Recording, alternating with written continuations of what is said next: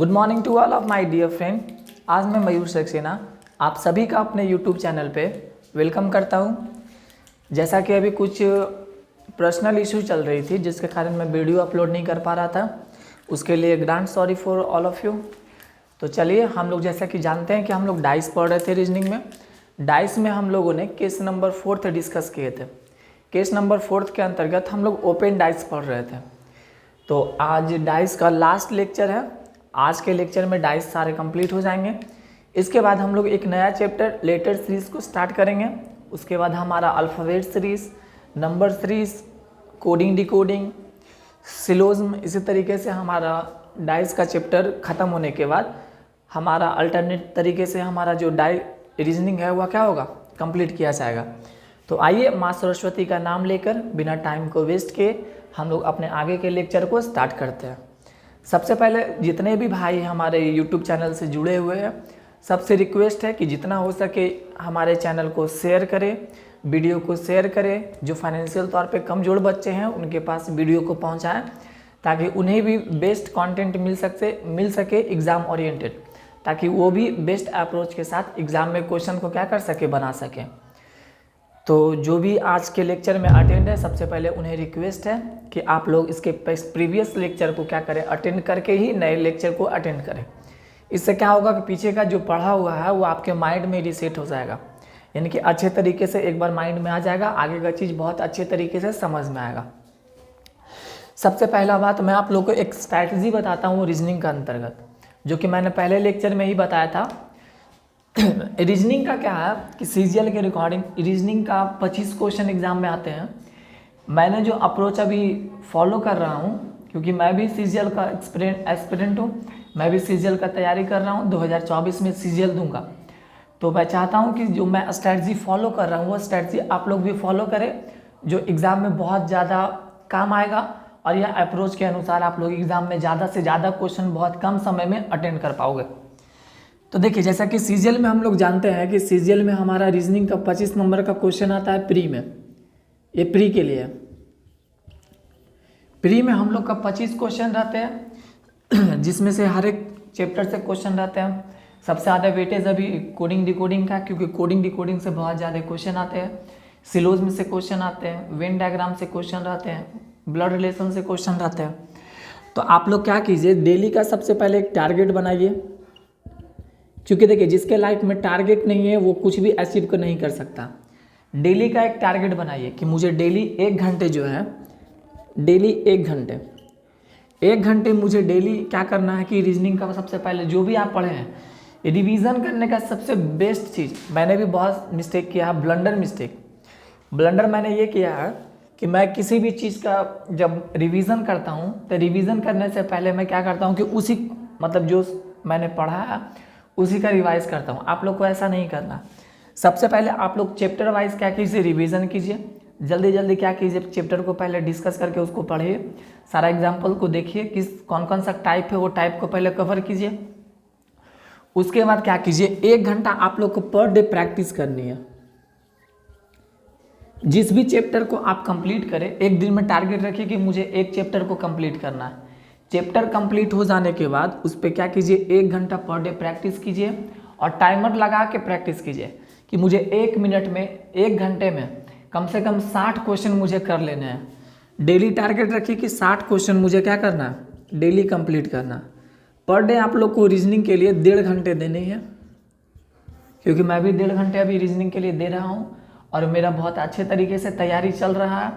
मुझे उम्मीद है कि 2024 का जो सीजीएल है उस सीजीएल में मेरा बहुत अच्छा रैंक आएगा और मैं उम्मीद करता हूँ जो भी स्टूडेंट हमारे लेक्चर से जुड़े हुए हैं उन्हें भी बहुत अच्छा रैंक आए, बहुत अच्छे स्कोर से पास करें, सीजीएल में क्वालिफाइड करें। और आधे घंटे आप लोग को क्या करना है, मॉक देना है।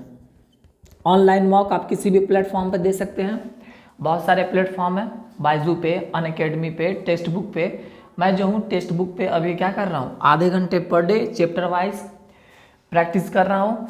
उससे क्या होगा कि आपका टाइम जो है, टाइम मतलब वो मैनेज करके आप चल सकते हैं कि हाँ इतने टाइम में, जैसे कि रीजनिंग के लिए मिनिमम आप लोग को एग्ज़ाम्स के लिए आपको 1 घंटे मिलते हैं। 1 घंटे को अगर आप 4 कैटेगरी में डिवाइड करें, एग्ज़ाम हमारा 1 घंटे का होता है। 1 घंटे में हमारा एक इंग्लिश, मैथ, रीजनिंग और हमारा जीके, ये 4 सेक्शन से क्वेश्चन आते हैं एग्ज़ाम में। इंग्लिश अगर मिनिमम बात किया जाए तो इंग्लिश को आप 10 से 12 मिनट में बना सकते हैं। हार्डली कितना भी वीक बच्चा हो 10 से 12 मिनट में इंग्लिश को कंप्लीट कर सकता है। जीके की बात किया जाए तो 7 से 8 मिनट में अगर जीके पढ़ा हुआ होगा तो कंप्लीट कर सकते हैं, क्योंकि जीके में क्या करना रहता है, केवल बनाना रहता है। क्वेश्चन पढ़े, उसका आंसर अगर आपको याद है तो टिक कीजिए, नहीं तो आगे बढ़िए। रीजनिंग और मैथ के लिए, क्योंकि सबसे ज़्यादा हम लोग को सॉल्व करना रहता है रीजनिंग और मैथ। रीजनिंग के लिए नॉर्मल कम से कम हम लोग को लेना है 15 मिनट, 15 से 18 मिनट तक नॉर्मली। 15 से 18 मिनट में हम लोग को एग्जाम में क्या करना है, रीजनिंग को सॉल्व करना है। और सेम वही 15 से लेकर 18 मिनट के अंतर्गत हम लोग को मैथ को सॉल्व करना। चलिए 18 18 36 मिनट, 36 और 7 43 मिनट, और 43 और 10 53 मिनट। हमारा 53 मिनट में जो है वह क्या होगा, एग्ज़ाम का पेपर कंप्लीट हो जाएगा। हमेशा एग्ज़ाम में एक ही अप्रोच आप लोग को रखना कि हमेशा 2 तरीके से क्वेश्चन को सॉल्व करें। सबसे पहले क्वेश्चन को सॉल्व करने के लिए सबसे पहले आप क्वेश्चन को क्या करें कि जितना भी क्वेश्चन है जो आप जानते हैं सबसे पहले वो बनाइए, ताकि बना हुआ क्वेश्चन, क्योंकि देखिए निगेटिव मार्किंग अभी आते हैं एग्जाम में। निगेटिव मार्किंग से आप लोग को बचना है, क्योंकि देखिए बनाने का तो हर कोई बना सकते हैं। टाइम कम समय लेकर जो एग्जाम में बनाते हैं वही बच्चा क्या होता है, स्पेशल बच्चा है। खिलाड़ी देखिए दुनिया में बहुत है, हम लोग को खिलाड़ी नहीं बेहतरीन खिलाड़ी बनना है। तो बेहतरीन खिलाड़ी के लिए बहुत अच्छा स्ट्रैटेजी लेकर चलनी पड़ती है और बहुत अच्छा प्लानिंग करना पड़ता है, टाइम मैनेजमेंट करना पड़ता है। निगेटिव मार्किंग से हम लोग को बचना है, क्योंकि निगेटिव मार्किंग से ही रिजल्ट 1 नंबर से आगे पीछे होने के कारण रिजल्ट नहीं हो पाता। तो हमारा अप्रोच होगा कि 53 से 55 मिनट के अंदर फर्स्ट राउंड में जो क्वेश्चन हम लोग जानते हैं वो क्वेश्चन को क्या करेंगे, कंप्लीट करेंगे। अगर स्पीड बहुत अच्छा है तो हम लोग क्या कर सकते हैं, 50 मिनट में क्वेश्चन को बना सकते हैं। 10 मिनट के बाद 10 मिनट जो हमारे बचेंगे, 10 मिनट में जो क्वेश्चन नहीं बना है, अगर लगता है कि बन गया हो, उसे आप लोग क्या करें, मार्क करके रखें कि वो क्वेश्चन बाद में क्या करेंगे, बनाएंगे। उस क्वेश्चन को क्या करें, बाद में बनाएं। सेकेंड वे में, फर्स्ट राउंड में हम लोग को क्या करना है कि जो क्वेश्चन आता है वो क्वेश्चन को बनाना है। सेकेंड राउंड में उस क्वेश्चन को बनाना है जो क्वेश्चन हम लोग से नहीं बन रहा है। अगर एग्जाम में आप लोग, जैसे कि एग्जाम का कट ऑफ अभी जा रहा है कितना, कट ऑफ जैसे कि 200 नंबर का 200 मार्क्स का एग्जाम हमारा प्री का होता है, जिसमें से कट ऑफ अगर आप लोग इसके पिछले वाला कट ऑफ देख सकते हैं, कट ऑफ कितना है, कट ऑफ 150 प्लस आ जाते हैं कभी कभी, है ना। 148 140, इसके पिछले बार 2022 का कट ऑफ अगर आप लोग देख सकते हैं तो 153 155 कट ऑफ है। एक एक सीट पर 1 लाख बच्चा तैयारी कर रहा है। तो बनाइए, अगर आपके पास स्ट्रैटेजी नहीं होगा तो आप किस तरह से आगे बढ़ सकते हैं, किस तरह से तैयारी कर सकते हैं।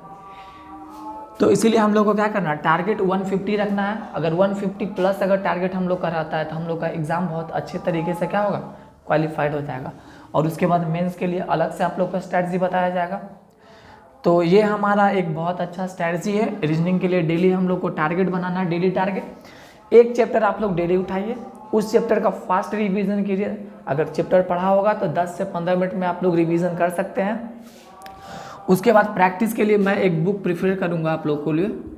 अगर कोई और आप चाहें तो और भी कर सकते हैं। पीयूष वर्षने सर का एक बुक है, पीयूष वर्षने सर का एक बुक है रीजनिंग का, बहुत अच्छे रीजनिंग का टीचर है पीयूष वर्षने सर, जिनसे मैं खुद रीजनिंग पढ़ा हूँ। उनका नोट्स मेरे पास है, उसी नोट्स से आप लोग को बताया जाता है।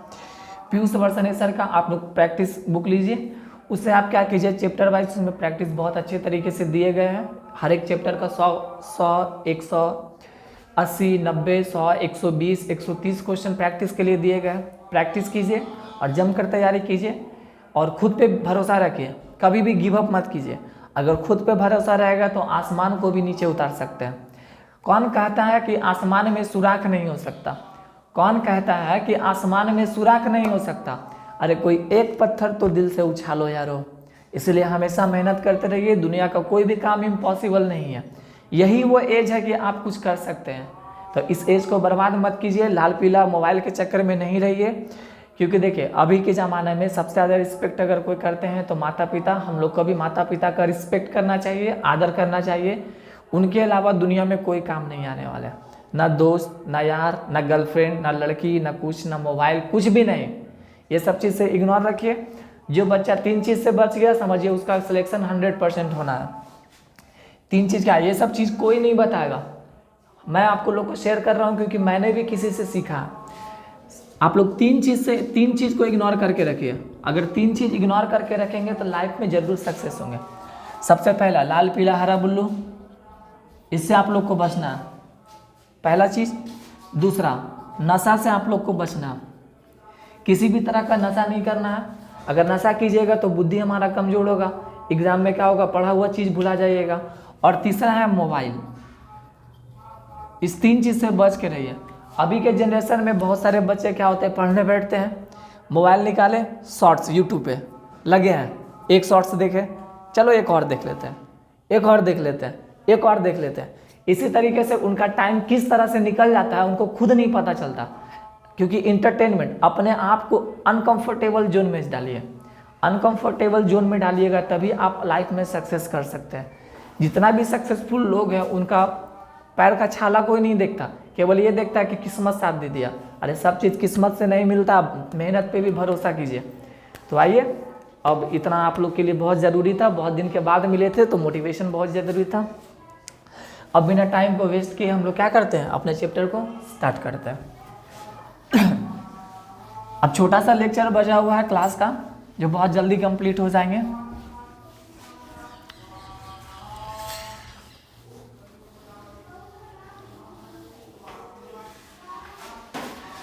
आप सभी स्टूडेंट को सबसे पहले तो दीपावली बीत चुके हैं, उसका हार्दिक शुभकामनाएं। मुझे उम्मीद है आप लोग का दिवाली बहुत अच्छे तरीके से बीता होगा, मेरा भी बहुत अच्छे तरीके से बीता।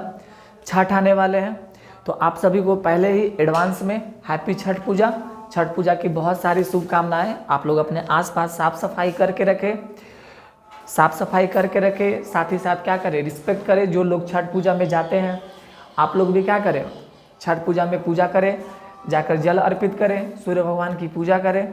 अब आइए हम लोग का आगे का चैप्टर। जैसे कि हम लोग जानते हैं कि हम लोग ओपन डाइस पढ़ रहे थे, केस नंबर 4, केस नंबर 4 हम लोग ओपन डाइस पढ़ रहे थे।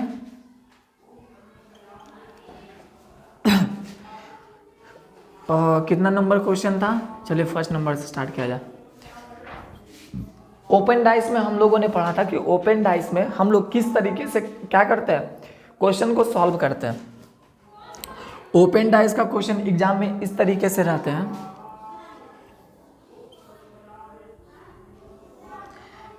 हमेशा नया लेक्चर अटेंड करने से पहले पीछे का पढ़ाया हुआ लेक्चर आप लोग अटेंड करके आए, ताकि जो भी पढ़ाया गया है वो क्या रहे, आपके माइंड में सेट रहे, पढ़ा हुआ रहे। तो ओपन डाइस का एक क्वेश्चन आप लोग के सामने रिवीजन के लिए, ये पहले हो चुका है।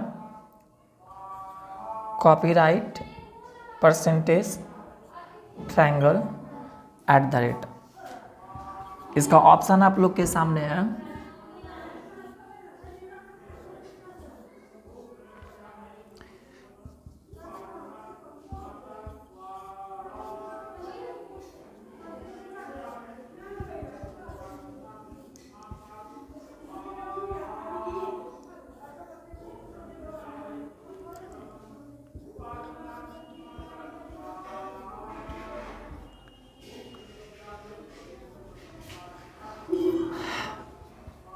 Hashtag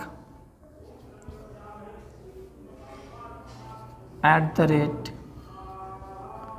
hashtag copyright percentage delta copyright percentage delta hashtag. अब देखिए हमारे सामने एक क्वेश्चन है, इसके प्रीवियस लेक्चर में हम लोग ये पढ़ चुके हैं, लेकिन रिवीजन के लिए एक क्वेश्चन आप लोग के सामने ले लेते हैं।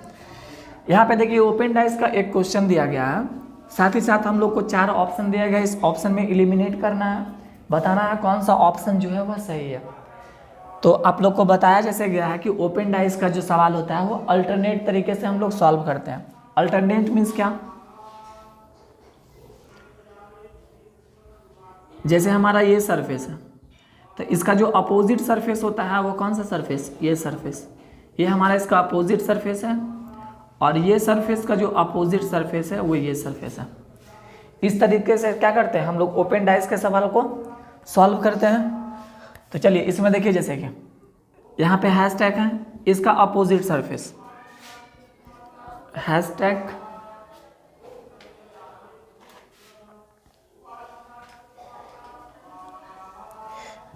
देखिए हैशटैग है, हैशटैग का अपोजिट सरफेस, एक फेस को छोड़कर उसके अगले वाला फेस जो है इसका अपोजिट सरफेस होते हैं।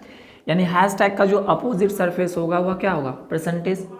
उसी तरीके से कॉपीराइट का अपोजिट सरफेस अल्टरनेट सरफेस, यानी कि एक सरफेस को छोड़कर उसका अगला सरफेस, यानी कॉपीराइट का जस्ट अपोजिट क्या हो जाएगा,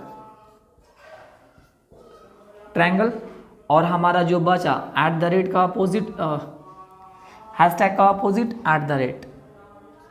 हैशटैग का अपोजिट @, ये हमने निकाल लिया सबसे पहले अपोजिट सरफेस। जब भी ओपन डाइस का सवाल आए तो ओपन डाइस का सवाल 3 तरीके से आते हैं एग्जाम में। एक तो जिस तरीके से दिया गया है, दूसरा अपोजिट सरफेस निकालने के लिए, इसके बाद हम लोग एक जिगजैग मेथड पढ़ेंगे। जिगजैग मेथड में डालेंगे कि किस तरीके से हम लोग डाइस को सॉल्व करते हैं। हैशटैग का अपोजिट सरफेस परसेंटेज, कॉपीराइट का ट्रायंगल, और डॉलर का @। तब देखिए अब हम लोग को इलिमिनेट करना है कि इसमें से कौन सा ऑप्शन हम लोग का सही होगा, कौन सा गलत होगा। तो देखिए जब डाइस के फॉर्म में अगर ऑप्शन दिए रहे तो हमेशा एक चीज़ याद रखना है कि अपोजिट सरफेस ना तो साथ में कभी दिख सकते हैं और ना ही साथ में कभी छिप सकते हैं। पहले ही बताया गया है, अपोजिट सरफेस ना तो कभी साथ में दिख सकते हैं और ना ही कभी साथ में छिप सकते हैं। हैशटैग और परसेंटेज कभी भी साथ में नहीं दिख सकते, हैशटैग और परसेंटेज कभी भी साथ में नहीं दिख सकते। ऑप्शन एलिमिनेट की मदद से हम लोग बहुत ही इजीली क्या कर सकते हैं, इसे कर सकते हैं। सेकेंड, कॉपीराइट डेल्टा कभी साथ में नहीं दिखेंगे, कॉपीराइट और डेल्टा कभी साथ में नहीं दिखेंगे, ऑप्शन एलिमिनेट। डॉलर और @ कभी भी साथ में नहीं, डॉलर @ कभी नहीं, डॉलर और @ कभी भी नहीं। हमारा ऑप्शन क्या हो जाएगा, ऑप्शन सी। अब देखिए क्या इसका अपोजिट सरफेस तीनों छिपा हुआ है या जो अपोजिट सरफेस है वह तीनों सीन है। एक डेल्टा है, एक हमारा डेल्टा है, एक हमारा डॉलर है, एक हमारा हैशटैग है, एक हमारा हैशटैग है। क्या क्या दिखा इसमें, एक हमारा ये, एक हमारा ये, एक फेस तीनों का देखिए सीन है ना उसमें, और एक फेस क्या है, हिडन है। यानी कि एक फेस हम लोग को दिखेंगे और एक फेस क्या होगा, हिडन होगा। यानी कि ना अपोजिट सरफेस साथ में कभी दिख सकते हैं और ना अपोजिट सरफेस साथ में कभी छिप सकते हैं। Is that clear to all of you? यहाँ तक तो किसी भी बच्चे को कोई दिक्कत नहीं होना चाहिए। अब चलिए इससे आगे का कंसेप्ट हम लोग सीखने का कोशिश करते हैं। इसमें हम लोग को 2 टाइप पढ़ना रहता है, एक टाइप हम लोग अल्टरनेट पढ़ चुके हैं, अब आगे देखते हैं। आप लोग से रिक्वेस्ट है कि मेरे साथ साथ ही आप लोग अपने कॉपी में नोट डाउन करते रहे।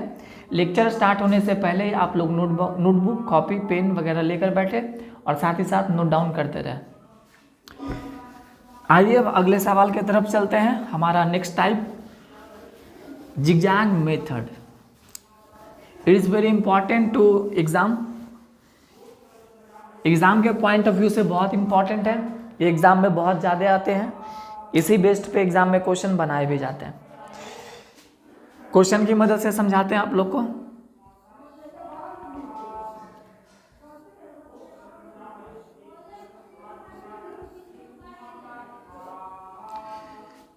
एक 2 3 4 5 और एक यहाँ पे 6।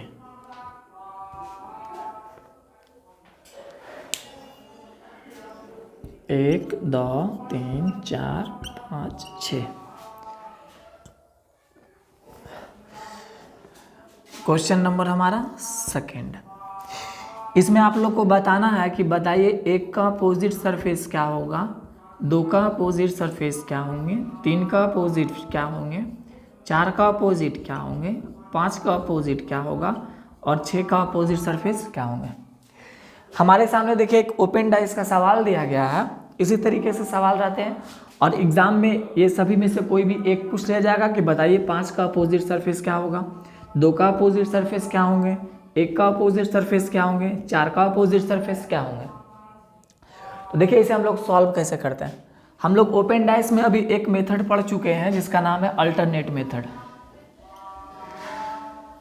अल्टरनेट मेथड अभी पढ़े थे ना जी। अल्टरनेट मेथड में हम लोग क्या पढ़े थे कि एक सरफेस को छोड़कर उसका अगला सरफेस क्या होता है, एक दूसरा का अपोजिट सरफेस होते हैं। यही ना हम लोग अल्टरनेट में पढ़े थे। क्या यहाँ पे अल्टरनेट मेथड हम लोग लगा सकते हैं। एक है, एक सरफेस को छोड़कर 2, आगे तो कोई फेस ही नहीं है, 2 3 है, आगे कोई फेस ही नहीं है, 3 4 है, आगे कोई फेस ही नहीं है, 4 5 है, आगे कोई फेस ही नहीं है, 5 है, 6 है, यहाँ कोई फेस ही नहीं है। तो अल्टरनेट फेस हमारा क्या हो गया यहाँ पे, फ्लॉप। यहाँ पे हम लोग यूज़ करते हैं जिगजैग मेथड या फिर जिसको हम लोग जी मेथड कहते हैं। यहाँ पे हम लोग कौन सा मेथड यूज़ करेंगे, जी मेथड या फिर इसे जिगजैग मेथड भी हम लोग कह सकते हैं। इस मेथड का यूज़ हम लोग किस तरीके से करते हैं, जिगजैग मेथड का यूज़ हम लोग 4 तरीके से कर सकते हैं। कौन कौन सा तरीका है वो देखते हैं। एक, अगर हमारा कोई फेस यहाँ पे है, अगर कोई फेस यहाँ पे है तो उसका यूज़ जिगजैग मेथड में, इसका यूज़ हम लोग, जैसे ये हमारा कोई फेस है, इसका जो अपोजिट सरफेस होगा वो यहाँ वाला फेस होगा। उसी तरीके से अगर कोई यहाँ पे फेस है उसका अपोजिट सरफेस जो होगा यहाँ वाला फेस होगा। अगर कोई फेस यहाँ पे है इसका अपोजिट फेस जो होगा यहाँ पे होगा। अगर कोई फेस यहाँ पे है तो इसका अपोजिट सरफेस यहाँ पे होगा। यानी कि 4 तरीके से हम लोग जिगजैग मेथड का यूज़ कर सकते हैं। Is that clear. Zigzag method या जी मेथड, इसे जी मेथड क्यों कहते हैं, देखिए ये हमारा जेड की तरह लग रहा है देखने में, जेड, ये अपोजिट जेड, ये जेड, ये जेड, इसीलिए इसका नाम है जिगजैग मेथड। और इस मेथड के मदद से हम लोग इस टाइप के सवाल को बहुत इजीली कर सकते हैं। तो चलिए इसमें हम लोग देखते हैं किस तरीके से जिगजैग मेथड का यूज़ करते हैं। जैसे देखिए हमारा फेस क्या है, एक का अपोजिट फेस, इसमें हम लोग जिगजैग ये वाला यूज़ करेंगे। देखिए एक है, इसका अपोजिट जिगजैग बनाइए, इसका अपोजिट 4, यानी कि एक का जो अपोजिट फेस है वह एक का अपोजिट फेस क्या होगा, एक का अपोजिट 4। उसी तरीके से 2 का अपोजिट, तो देखिए जिगजैग मेथड हम लोग ये जिगजैग, जो भी जिगजैग जहाँ पे यूज़ होगा उसका यूज़ करेंगे। 2 का अपोजिट सरफेस 5, 3 का अपोजिट फेस, बताइए 3 का अपोजिट फेस क्या होगा, यहाँ कौन सा जिगजैग लगा सकते हैं, ये जिगजैग का यूज़ करेंगे। 3 का अपोजिट फेस 6, 4 का अपोजिट फेस, अब यहाँ पे कौन सा जिगजैग का यूज़ कीजिएगा, ये वाला जिगजैग का, ये वाला जिगजैग का। 4 का अपोजिट फेस 1, 5 का अपोजिट फेस क्या होगा, कौन सा जिगजैग का यूज़ कीजिएगा, तो नीचे तो आप लोग जा नहीं सकते, ऊपर का, यानी कि 5 का अपोजिट फेस 2। 6 का अपोजिट फेस कौन सा होगा, यहाँ पे कौन सा जिगजैग का यूज़ करेंगे, ये वाला, यानी कि 6 का अपोजिट फेस 3। समझ में आया कि जिगजैग मेथड का किस तरीके से यूज़ करते हैं। जिगजैग मेथड का यूज़ हम लोग 4 तरीके से कर सकते हैं, या तो हम लोग ये जिगजैग, ये जिगजैग, ये जिगजैग या फिर ये जिगजैग। इसे हम लोग जी मेथड भी कहते हैं। इसका यूज़ हम लोग इस तरीके से एग्जाम में करते हैं, अपोजिट सरफेस को फाइंड करने के लिए। अगर डाइस के फॉर्म में दिए रहते हैं तो सबसे पहले तो हम लोग को इसका अपोजिट सरफेस को निकालना है। अपोजिट सरफेस निकाल लेने के बाद हम लोग क्या करते हैं कि अपोजिट सरफेस से हम लोग चेक करते हैं कि कौन सा ऑप्शन एलिमिनेट होगा, कौन सा ऑप्शन इसका आंसर होने वाला है। तो is that clear to all of you. तो चलिए आगे का क्वेश्चन, एक और क्वेश्चन आप लोग के सामने लेते हैं ताकि और भी क्लैरिटी हो जाए। क्वेश्चन नंबर 3, आप लोग मेरे साथ साथ लिखते चलिए ताकि किसी भी तरीका का इश्यू नहीं हो आप लोग के साथ।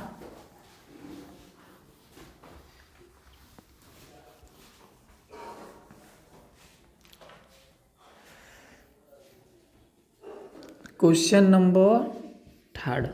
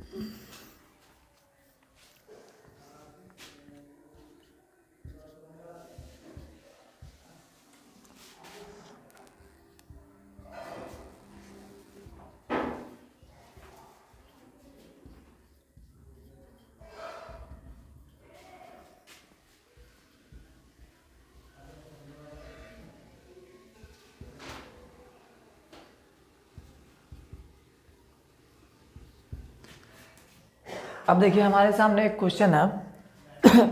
एक हमारे सामने डाइस दिए गए, ओपन डाइस। इसमें से हम लोग को बताना है कि बताइए एक का अपोजिट सरफेस क्या है ना जी। यहाँ पे कुछ भी पूछा जा सकता है, एक का अपोजिट, दो का अपोजिट, तीन का, चार का, पाँच का, छः का, किसी भी फेस का अपोजिट सरफेस आप लोग से पूछे जा सकते हैं।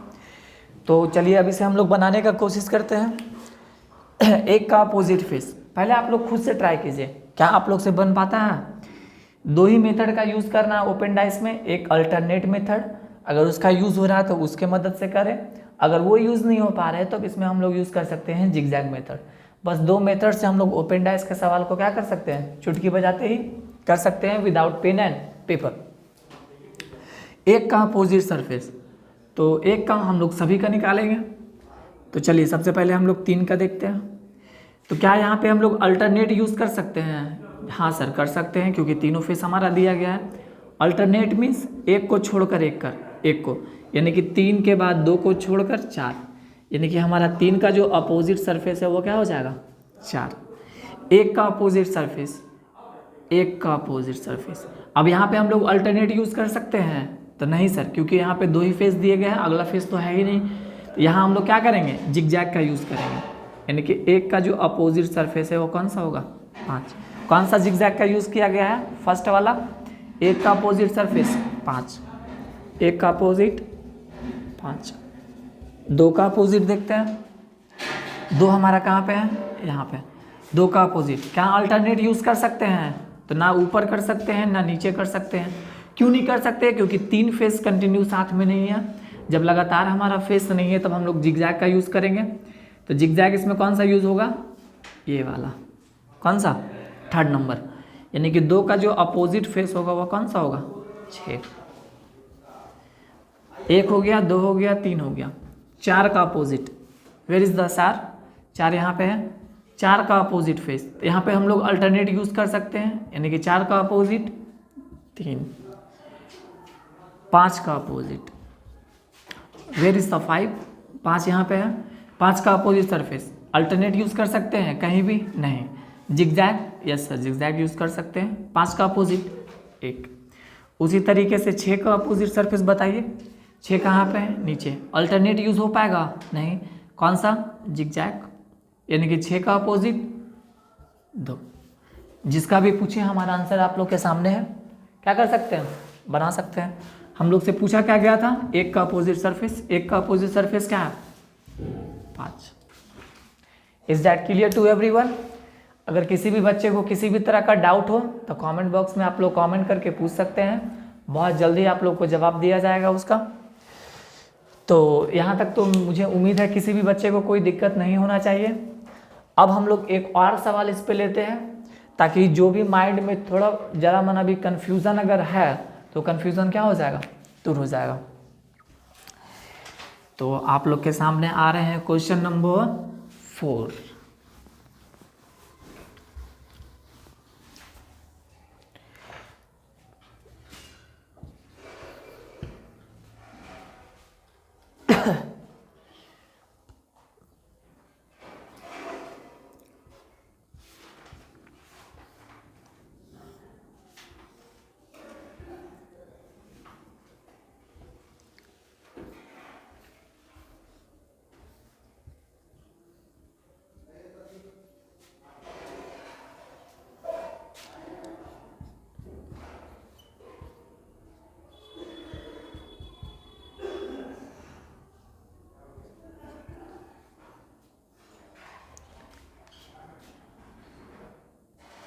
इसे थोड़ा मॉडिफाई करते हैं क्या, इसमें अल्टरनेट यूज़ हो जाएगा ना।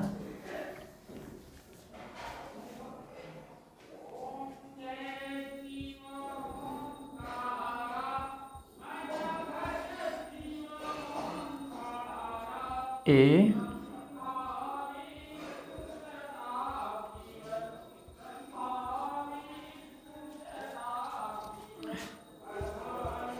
बी।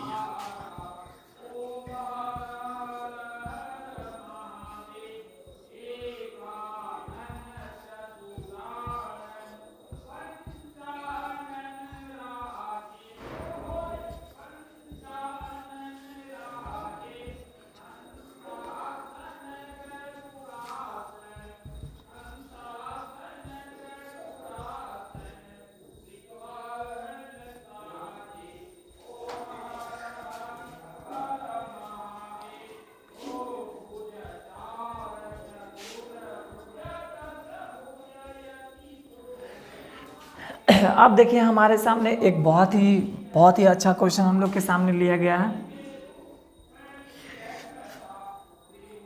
इसमें से आप लोग को क्या करना है कि एक हमारे सामने ओपन डाइस दिए गए हैं, इसमें से हम लोग को क्या करना है कि इस ऑप्शन जो दिए गए इसमें से आप लोग को ऑप्शन को एलिमिनेट करना है कि बताइए कौन सा ऑप्शन जो है राइट है, कौन सा ऑप्शन रॉन्ग है।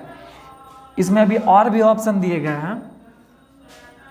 अब क्वेश्चन देखिए यहाँ पे, first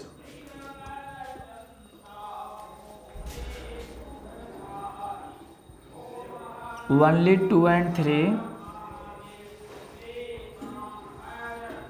only 2, only 3, only 2 and 3, only 2, only 3, only 2, 3 and 4। अब हमारे सामने देखिए यहाँ से यहाँ तक हमारा सवाल है, यहाँ से यहाँ तक हम लोग को डाइस दिए गए हैं और ये हमारा क्वेश्चन है। बताना इस डाइस में से कौन सा ऑप्शन जो है ये हमारा ऑप्शन राइट होने वाला है। इस ऑप्शन में से नहीं, इस ऑप्शन में से हम लोग को बताना है कि हमारा कौन सा ऑप्शन जो है क्या होगा, सही होगा। तो जब भी ओपन डाइस का सवाल आए या फिर किसी भी डाइस का सवाल आए, सबसे पहले आप उसका अपोजिट सरफेस निकालिए। तो सबसे पहले हम लोग क्या करते हैं, अपोजिट सरफेस निकालते हैं।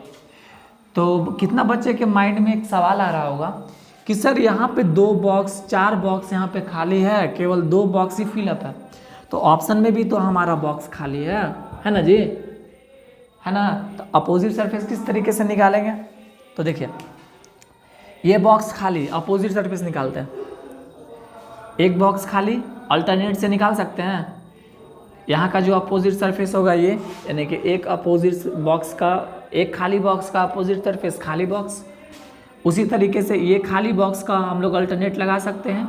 इसका अपोजिट फेस एक और खाली बॉक्स, यानी कि एक खाली बॉक्स का अपोजिट सरफेस एक खाली बॉक्स और एक का अपोजिट सरफेस। यहाँ पे अल्टरनेट का यूज़ हो पाएगा नहीं, तो हम लोग कौन सा यूज़ करेंगे, जिगजैग। ए का अपोजिट बी, ए का अपोजिट फेस बी, है ना। बस 2 ही मेथड का यूज़ किया जाता है ओपन डाइस में, एक जिगजैग मेथड और एक कौन सा, अल्टरनेट मेथड। जैसे कि यहाँ पे अल्टरनेट मेथड और जिगजैग मेथड दोनों का यूज़ किया गया है। तो कुछ सवाल में क्या होते हैं कि दोनों मेथड का यूज़ किया जाता है, किसी सवाल में केवल एक ही मेथड का यूज़ किया जाता है। अब देखिए हमारा अपोजिट सरफेस निकल गया, ये सभी बच्चे निकाल सकते हैं। अब क्या करेंगे, हम लोग ऑप्शन से एलिमिनेट करेंगे कौन कौन सा ऑप्शन हो सकते हैं, कौन कौन सा ऑप्शन नहीं हो सकते हैं। हर एक बच्चे को बहुत अच्छे तरीके से पता है कि सर अपोजिट सरफेस ना तो साथ में कभी दिख सकते हैं और ना ही साथ में कभी छिप सकते हैं। बस एक छोटा सा कंसेप्ट से हम लोग क्या करेंगे, इसे बनाएंगे। देखिए सबसे पहले ए और बी में से दोनों में से कोई एक तो जरूर आएगा और दोनों कभी साथ में नहीं आएंगे, यानी कि दोनों कभी साथ में नहीं आ सकते। ए हमारा एलिमिनेट, ए और बी में से एक, ये हमारे हो सकते हैं, ये हो सकते हैं, दोनों में से कोई एक जरूर होगा, यानी कि ये तो नहीं हो सकता। अब देखिए 4 बॉक्स हमारा खाली है ना जी। अगर ये दोनों बॉक्स लेते हैं तो 2 बॉक्स खाली रहेंगे, अगर ये दोनों बॉक्स लेते हैं तो 2 बॉक्स खाली रहेंगे, ये दोनों लेते हैं तो 2 बॉक्स खाली रहेंगे, ये 2 लेते हैं तो 2 बॉक्स खाली रहेंगे, यानी कि 2 बॉक्स खाली रहेगा और एक ए या बी में से कोई एक हो सकता है। 2 बॉक्स खाली रहेंगे, जैसे यहाँ पे खाली है, यहाँ पे खाली है, और एक ए हो सकता है, यानी कि ऑप्शन बी और सी दोनों सही है। तो चलिए हम लोग ऑप्शन देखते हैं, ओनली 2 एंड 3 कौन सा होगा, ओनली 2 एंड 3। केवल 2 तो नहीं ना है, नहीं, 3 भी है। केवल 3 है, नहीं। क्या 2 3 4 सब है, 2 है, 3 है, 4 है, नहीं। Is that clear to everyone? मुझे उम्मीद है यहाँ तक सभी बच्चे को समझ में आया होगा। जब भी डाइस का क्वेश्चन एग्जाम में आए तो सबसे पहले हम लोग को अप्रोच ये लगाना है कि उसका अपोजिट सरफेस हम लोग को क्या करना, ज्ञात करना। जैसे ही हम लोग अपोजिट सरफेस निकाल लेंगे, अपोजिट सरफेस के बाद हम लोग को क्या करना है कि ऑप्शन को एलिमिनेट करेंगे। ऑप्शन जब एलिमिनेट करेंगे तो ऑप्शन एलिमिनेट से हम लोग को बहुत ज़्यादा क्लियर हो जाएगा कि कौन सा ऑप्शन एलिमिनेट है, और जो ऑप्शन बचेगा वो ऑप्शन क्या हो जाएंगे, आंसर हो जाएंगे। तो टाइप नंबर 4 इसी के साथ क्या होता है, कंप्लीट होते हैं। टाइप नंबर 4 में इससे ज़्यादा कोई भी कंसेप्ट नहीं बनता है, इससे ज़्यादा कोई भी सवाल एग्जाम में नहीं आ सकता। इसी पे आप लोग जितना हो सके उतना क्वेश्चन का प्रैक्टिस कीजिए। जैसे कि मैंने एक बुक भी आप लोग को प्रीफर किया है, आप लोग को अगर वो नहीं पसंद है तो फिर किरण का आप लोग ले सकते हैं, प्रीवियस ईयर ले सकते हैं। मेरे हिसाब से पीयूष वर्षने सर का practice book is very very very important for the exam of CGL. CGL के एग्जाम के लिए बहुत ज़्यादा इंपॉर्टेंट है। तो आप क्या कर सकते हैं, पीयूष सर का बुक ऑर्डर करके मंगवा सकते हैं, या फिर किसी भी स्टोर शॉप में जाइए जहाँ पे बुक मिलते हो, वहाँ से आप लोग क्या कर सकते हैं, ले सकते हैं। अब हम लोग देखते हैं टाइप नंबर 5। टाइप नंबर 5 में हम लोग लैंग्वेज बेस्ड क्वेश्चन करेंगे। उसमें बस एक छोटा सा कंसेप्ट है जिसके आधार पे ये क्वेश्चन भी आप क्या कर सकते हैं, कर सकते हैं। Type number 5 language based question. Case number 5,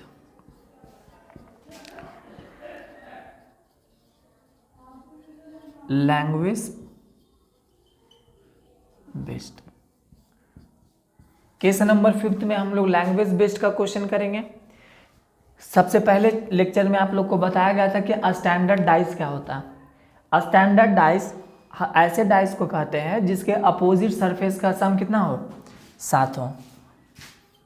इसमें बस 1-2 कंसेप्ट आप लोग को पता होना चाहिए, उसके बाद आप लोग क्या कर सकते हैं, बना सकते हैं। स्टैंडर्ड डाइस जिसे हम लोग हिंदी में मानक पाशा कहते हैं, और एक हमारा कौन सा डाइस होता है, नॉर्मल डाइस, जिसे हम लोग हिंदी में सामान्य पाशा कहते हैं। एक हमारा स्टैंडर्ड डाइस और एक नॉर्मल डाइस। स्टैंडर्ड डाइस के अंतर्गत आप लोग जानते हैं जिसका सम 7 हो, यानी एक का अपोजिट फेज 6, 2 का अपोजिट फेज 5। थोड़ा लाइट का प्रॉब्लम है, थोड़ा एडजस्ट कीजिएगा आप लोग। 1 का अपोजिट 6, 2 का अपोजिट 5 और 3 का अपोजिट 4।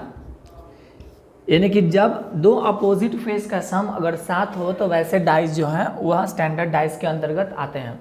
नॉर्मल डाइस जिसका सम 7 नहीं हो सकते हैं, जैसे 2 का अपोजिट कुछ भी हो सकता है, 6 हो सकते हैं, 1 का अपोजिट 5 हो सकते हैं, 3 का अपोजिट 1 का अपोजिट 4 हो सकते हैं, 3 का अपोजिट 5 हो सकते हैं। ये हमारा स्टैंडर्ड डाइस, ये हमारा स्टैंडर्ड डाइस, ये हमारा नॉर्मल डाइस। स्टैंडर्ड डाइस में हमेशा दोनों फेस जो अपोजिट सरफेस रहते हैं उसका सम कितना होना चाहिए, 7 होना चाहिए, यानी कि सम इज इक्वल टू 7। और नॉर्मल डाइस में सम जो होता है वह 7 नहीं होता। ये बात तो सभी बच्चे को पता है।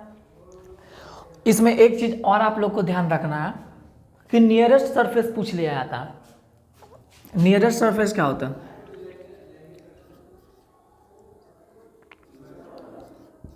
नियरेस्ट सरफेस, नियरेस्ट सरफेस मतलब नज़दीक का फेस, नज़दीक का सतह। नियरेस्ट सरफेस क्या होता है, नियरेस्ट सरफेस मतलब उसका नज़दीक का फेस। तो नज़दीक का फेस, जो फेस अपोजिट है, अपोजिट फेस को छोड़कर जो फेस हमारे बचते हैं वे सभी नियरेस्ट फेस होते हैं। जैसे देखिए, मान लीजिए अगर हमारे सामने कोई एक स्टैंडर्ड डाइस, कोई एक डाइस है, ठीक है, 1 2 3। अब इसका अपोजिट सरफेस अगर मान लीजिए 1 का अपोजिट में 6, 2 का अपोजिट 5, 3 का अपोजिट 4। मान लेते हैं ये जो हमारा डाइस है वह कौन सा डाइस है, स्टैंडर्ड डाइस है। अब जैसे कि बताइए 1 का हमारा नियरेस्ट फेस कौन सा है, तो 1 का अपोजिट फेस क्या है, 1 का अपोजिट फेस 6।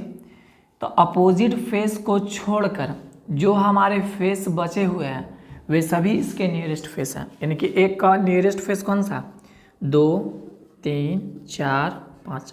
उसी तरीके से बताइए 2 का अपोजिट फेस कौन सा है, तो 2 का अपोजिट कौन सा है, 5। 5 को छोड़कर यानी अपोजिट फेस को छोड़कर बाकी जितने सतह हैं वो इसके नज़दीक वाले सतह हैं। यानी कि 2 का अपोजिट सरफेस कौन कौन सा हो जाएंगे 3 4 1 और 6। उसी तरीके से 3 का बताइए, तो अपोजिट फेस को छोड़कर जो सरफेस बचते हैं वो क्या है, इसके नज़दीक वाले सतह। 3 का अपोजिट 4 है, 4 को छोड़कर यानी 5 6 2 1। ये हमारा क्या है, नियरेस्ट फेस। बस यही तीनों के आधार पे एग्ज़ाम में क्या होते हैं, लैंग्वेज बेस्ड के सवाल रहते हैं।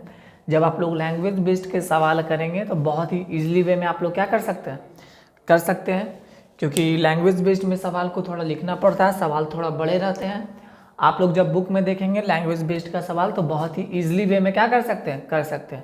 उसमें कोई भी नया कंसेप्ट आप लोग को सीखने का ज़रूरत नहीं है। जो कंसेप्ट आप लोग को बताया गया है उसी कंसेप्ट की मदद से आप लोग क्या कर सकते हैं, लैंग्वेज बेस्ड के सवाल को कर सकते हैं। बस इसमें 3 चीज़ याद रखना है, मानक पासा जिसका सम 7 होना चाहिए, नॉर्मल डाइस यानी सामान्य पासा जिसका सम 7 नहीं होना चाहिए, और नियरेस्ट सरफेस अपोजिट सरफेस को छोड़कर जो सरफेस बचते हैं वो हमारा कौन सा सरफेस है, नियरेस्ट सरफेस। तो इसी के साथ आपका जो डाइस चल रहे थे उतने दिन से बहुत ही लंबा टाइम हम लोगों ने डाइस में ले लिया। कुछ पर्सनल इशू, फैमिली इशू के कारण मैं वीडियो भी अपलोड नहीं कर पा रहा था। तो चलिए जैसे भी करके आज डाइस क्या हुआ, हमारा डाइस का चैप्टर कंप्लीट होते हैं। इसके अगले लेक्चर में हम लोग क्या करेंगे कि लेटर सीरीज, एक बहुत ही अच्छा टॉपिक और जिसका एग्ज़ाम में वेटेज हमेशा एग्ज़ाम में 1 या 2 क्वेश्चन देखने को मिलता है। तो आप लोग का जो काम है अब क्या करना है कि जितना भी आप लोग डाइस में पढ़े हैं सबसे पहले डाइस का आप लोग को रिवीजन करना है। एक जल्दी आप लोग को फास्ट रिवीजन करना है। उसके बाद आप लोग क्या कर सकते हैं, प्रीवियस ईयर का डाइस का क्वेश्चन अगर आपके पास कोई बुक है तो आप बुक की मदद से देख सकते हैं। अगर नहीं तो आप लोग गूगल पे जाकर, क्रोम पे जाकर dice previous year question of SSC CGL 2022-2023 type कीजिएगा तो उसका पूरा पीडीएफ आ जाएगा। आप लोग पीडीएफ से भी क्या कर सकते हैं, बना सकते हैं। मुझे उम्मीद है कि एक भी क्वेश्चन डाइस का ऐसा नहीं होगा जो आप लोग से नहीं बनेगा।